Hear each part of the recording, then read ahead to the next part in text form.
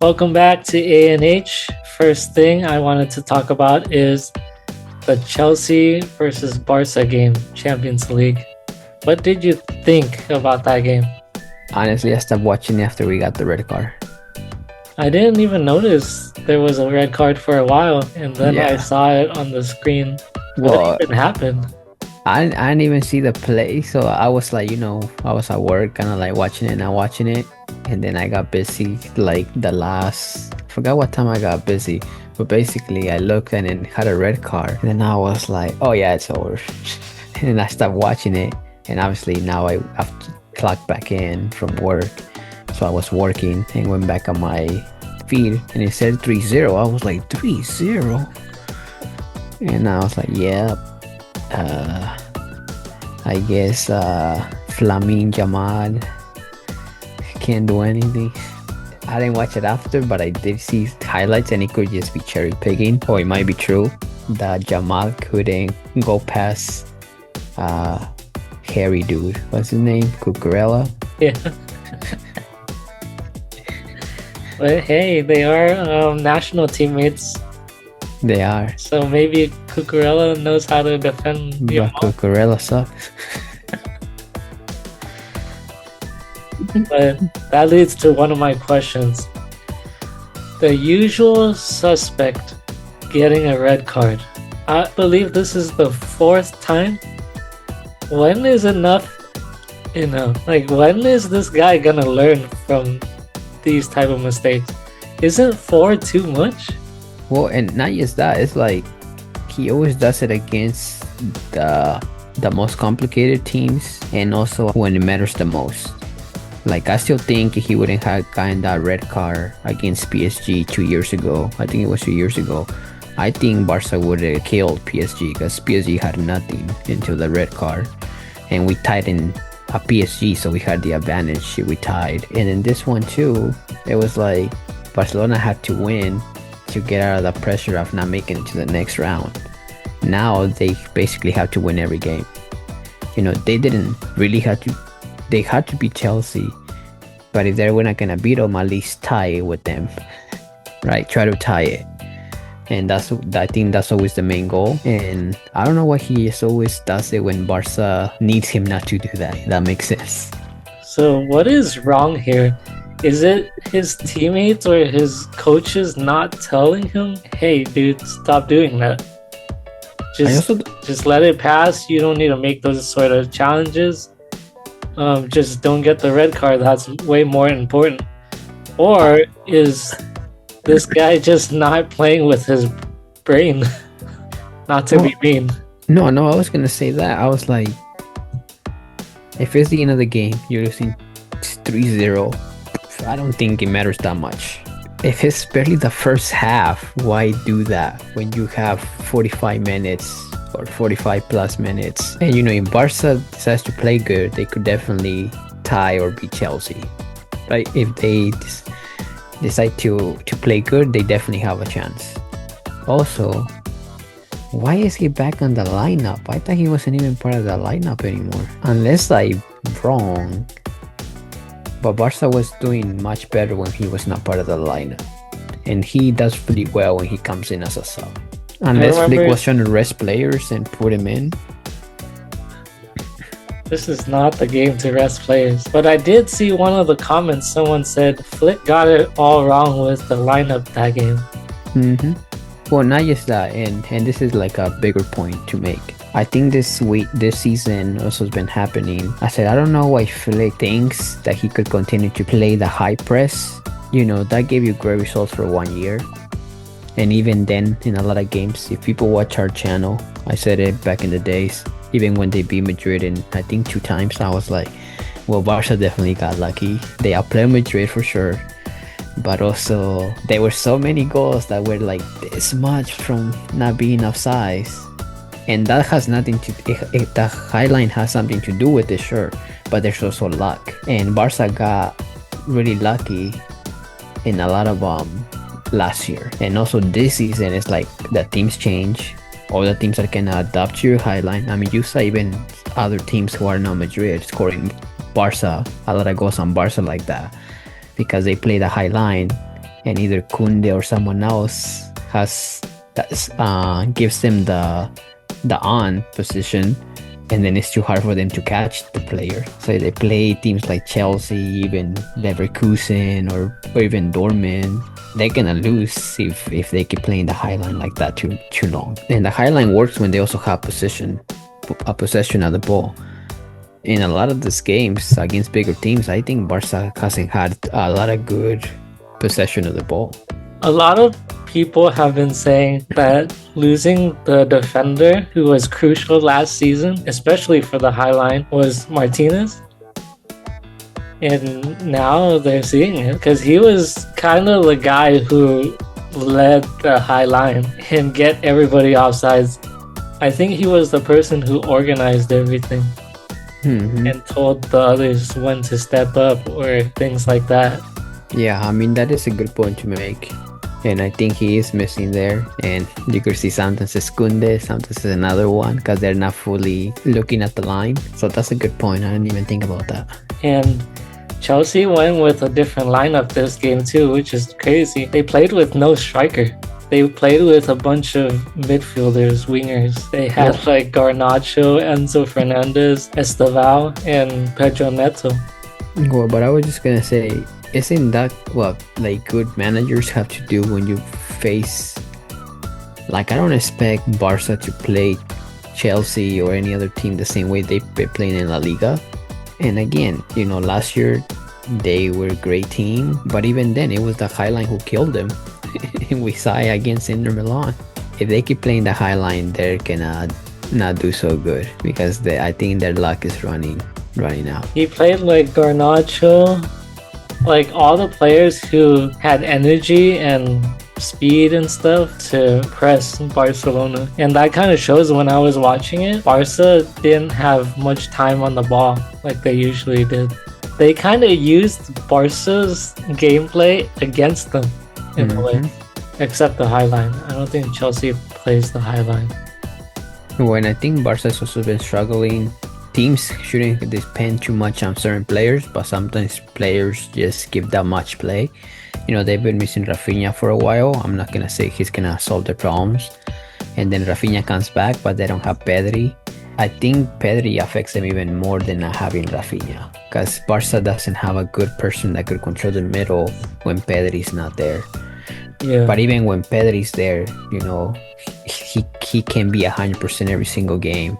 So then that's also, Barca just needs to build another midfielder that could control it. And for example, you know, when it was Xavi and Iniesta, Iniesta might not be 100% of the time, but one of them was. Madrid, Kroos maybe wasn't 100% of the time, Casemiro or Modric were, and vice versa. And I think Barca doesn't have a second great midfielder to control the middle. So we talked about Araujo, but what do you think about Eric Garcia playing in the midfield this game? Was that a good choice by Flick? No, because he's slow. And Eric Garcia, I'll give him that. You know, he's been playing pretty solid as a defender. You should keep him that way. So you think Flick should have started him as defender and then bench Araujo? Again, I don't understand why Araujo was playing. He hasn't been playing in some of the matches. And also, you decided to put him against Chelsea? I don't know. I don't understand Flick. And I get that last year it was his first year and everything worked out for the most part, except Champions League. It's half of the season. You shouldn't be experimenting. Or not like that, at least. Yeah. That's what the preseason is for. Especially in Champions League, when we know that Champions League is either you're in or you're out. And it's just been simple mistakes like that. Even, you know, when they could have tied against PSG when they faced them in Champions League, and they decide to stop running and defending, and PSG scores against them, and then they lose. It doesn't show in La Liga as much, but it shows a lot in Champions League. Another player that I wanted to ask you is Ferran Torres. Rashford apparently has been in good form and playing well. Would you move Rashford to the bench and start Ferran Torres? Apparently I heard he missed one of the good chances or something. Well, against PSG, they could have been winning like 3-1, 3-0. But Ferran did miss some clear ones. But he was, you know, it was one game. I like Rashford, but I do think when Rashford came in, even though he's doing well, I think because he decided to put Rashford in instead of Ferran lost a lot of his confidence. Even though Ferran was on fire. I mean, he was competing with Mbappe in goals for a while until they started benching him. You put Rashford in, and then Ferran hasn't been doing as well except for the last match. But again, that's gonna happen. He's not being consistent with Ferran. So why start him against Chelsea? And also, Chelsea is like the perfect antidote to defend against Ferran Torres. That's the reason why he wasn't playing much in City. And typically, last season when Flick played him and he was scoring a bunch of goals, didn't he play the striker position where Lewandowski is? This game, he was put as left winger in place of Rashford. Yeah, exactly. Or I think he might have been right sometimes too. But again, this game is hard to judge because Araujo got a red card in the first half. So, maybe they were still gonna lose. Maybe the players were still gonna not perform as well. I don't know. To lose someone that fast away, this is what I understand some teams. And you get a red card, sure. Why didn't you just go back, put players in that are more defensive? Jamal and Rafinha are skillful players. Keep two of them in only. Give the ball to them so they could juke players. And if Jamal is really that good, like they say, this in cases like that is when they need to pass the ball to him and he needs to start juking players. And we criticize Mbappe a lot, but that's technically what Mbappe does in a lot of the games. He just takes everyone, and that's what sometimes you have to do. Which brings me to my next question for you. Flick, I think around 60 something minute or something like that, he decides to take out Lamine Yamal, and Lamine Yamal looked like he got mad. He wasn't doing anything. Do you think he has a reason to be mad in this game? He doesn't have reasons to be mad for a while. I think it's been half a season that he's been like MIA. Maybe he'll give one assist or two, but still. Yeah, I don't know what's going on with him. He's just not been good since he started dating. And remember, we told you in this channel, he needs to get off the news or it might have some psychological effect on him. And what did he do? He started saying that he invited midgets, and I don't want to say that in a better word, but little people to his party. Then he started dating Nick and Nicole. Then someone came out that he had a woman on rotation in vacations, and then that he got injured, and that Spain didn't want Barca to play him, and then vice versa. And he's just been in the news way too much and not doing anything. Yeah, Spain sent him home, right? Something like that. And then apparently recently I heard he had another party or something like that, right? I don't know how true that is, but honestly start following him because Fabricio and everyone were just, Lamine Yamal is walking, oh look at his walk. Yeah, I mean, he has no reason. He hasn't done much in a while for Barca, and bench him if he's not performing. But I think Flick also needs to be better at subbing people, because I remember the game against PSG. Oh, they lost it because they took out Pedri in the 69th minute. Why do you take him out when he's the one controlling the middle and PSG could punish you anytime? They took him out and then they score. I don't know if Flick is trying out ideas. Part of it is the players, but I think Flick still has a lot of good players to still have a good team. Okay, which brings me to my next biggest question for you. Is this the end of the Flick era for Barcelona? As of recent, he hasn't been having a lot of good results. It seems like teams have been finding out how he plays now, and they just haven't been getting good results. They've been getting scored on quite a bit.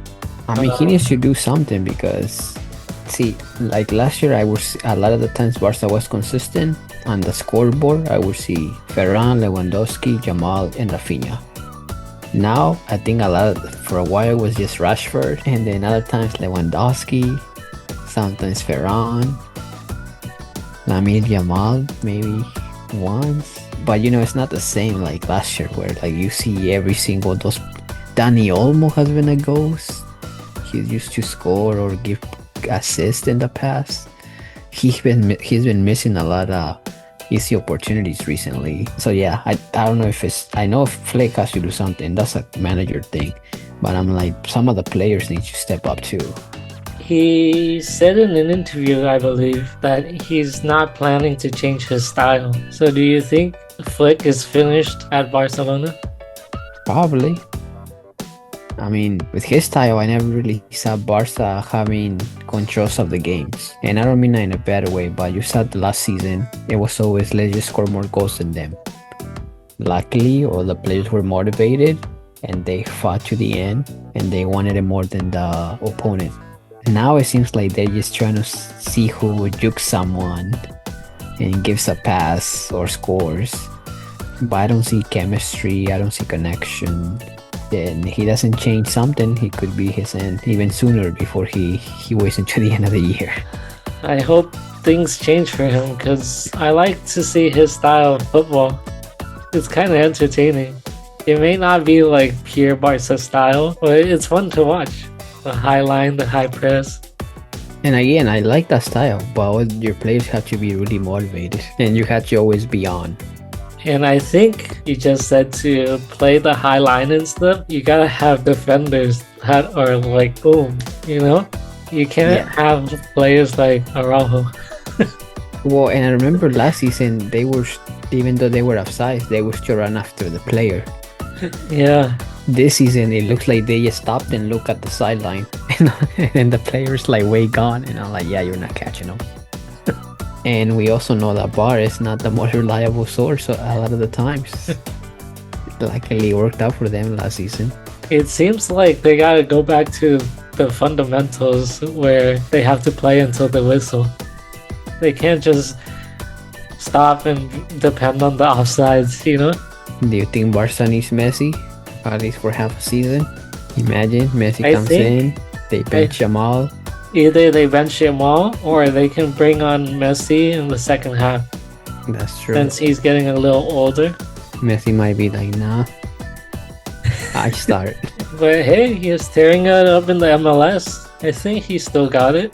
He could definitely give assist. Yeah, I think Lewandowski would love someone like him. I mean, even with his vision, I think any player that's fast, whether it's in Madrid and any big team, he could just give passes to the fastest players and be good. I think Rashford would be like, send me. And then he'll send them. Oh, it's not Rashford, that's Kunde.